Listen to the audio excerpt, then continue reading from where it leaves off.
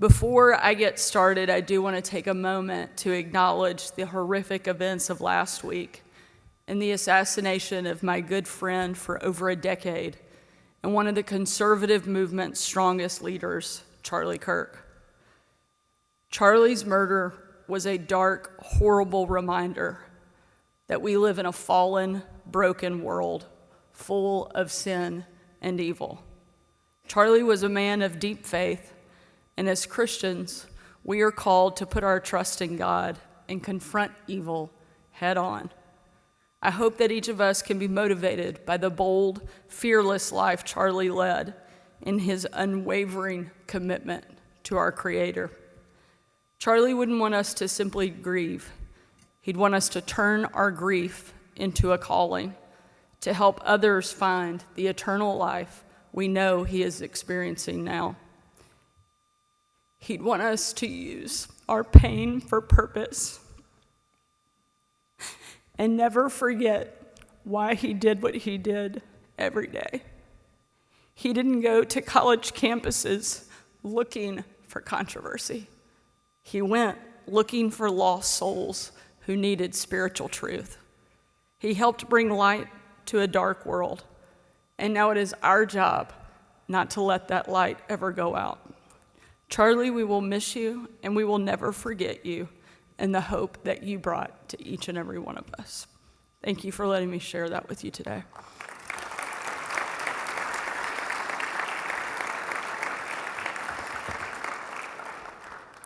To all of those who have traveled from across the country to our state, welcome to Arkansas. I know that's probably not the opening you thought we might have here, but I felt like it was an important thing to address. No one here in this room is free from a lot of the challenges, and we're thankful, despite those challenges, you've shown up and you're here with us today. I want to specifically welcome you to Rogers, Arkansas.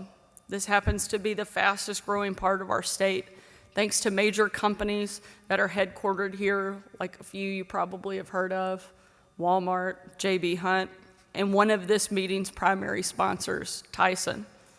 People don't always think of agriculture when they come to Northwest Arkansas, but it's as much of a part of the fabric as the Delta, and we're very proud to have the opportunity to show this region off to each one of you. I hope that you'll take a chance to come back and visit the rest of our state time and time again.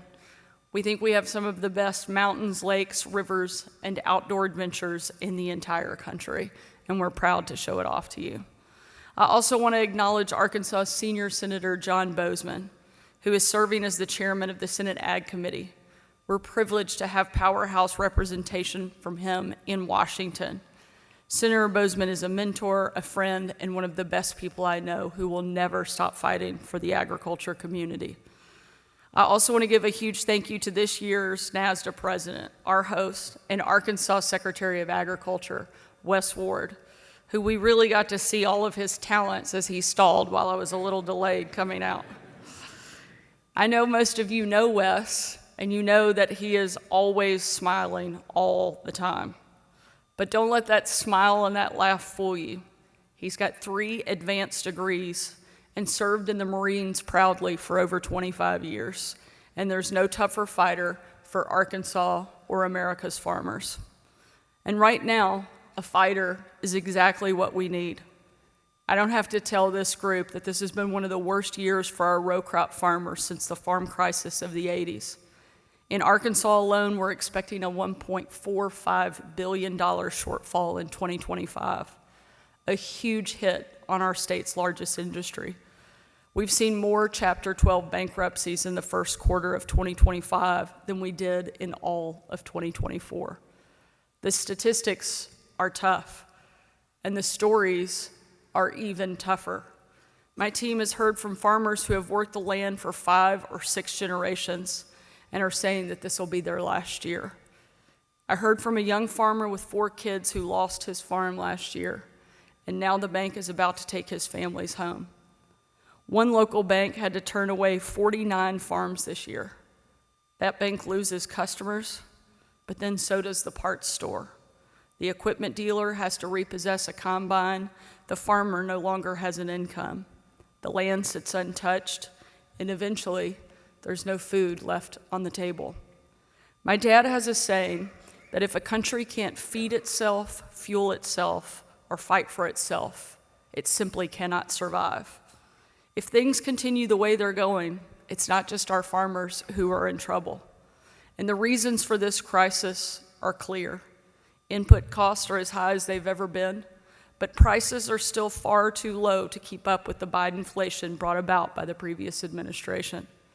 At the same time, our adversaries like Communist China are trying to hit us where it hurts and target our farmers, who are the most patriotic, hardworking Americans anywhere on the face of the planet. But just last week, despite the enormous challenges farmers are facing, Arkansas rice farmers came together and donated 312,000 pounds of food for families in need here in our state. That's who this group represents. People that will feed 2.5 million meals to hungry Arkansans. Even while they're hurting, they're helping their neighbors. I'm proud to lead a state where agriculture is our #1 industry, because that tells me that the people that call Arkansas home will always take care of one another, no matter what battles they personally have. And we have a lot of them. But if anyone can overcome them, it's the American farmer. We also now have a president and an administration that absolutely loves our farmers. President Trump stood with them when Communist China tried this tactic during their first term. And I know that the president will stand with our farmers again. And thankfully, he isn't standing alone. He has an outstanding Secretary of Agriculture that doesn't just support our farmers, she fights for them. Brooke had an insane schedule this week, but she came to Arkansas because she knows how important it is to show up, not just for our row crop farmers, but also our foresters, our ranchers, our specialty crop farmers, and every member of the community who helps power this industry in Arkansas and around the country. Brooke and I survived some tough days working together in the White House during President Trump's first time. First bonding, and most importantly, because we were working moms just trying to make it through the day. We also discovered we were diehard SEC fans, even though she still cheers for the wrong team. But thankfully, what Brooke lacks in college football sense, she makes up for by being one of the toughest, most dedicated public servants I've ever had the privilege of working alongside. Brooke isn't just brilliant on policy. She's from a farm family. She knows how hard our farmers work. She cares deeply about the future of the ag industry and is working every day to make our farmers stronger and our country better. Secretary Mullins, thank you so much for being here to show your support. Thank you for all of your hard work day in and day out to keep our country fed, fueled, and fighting.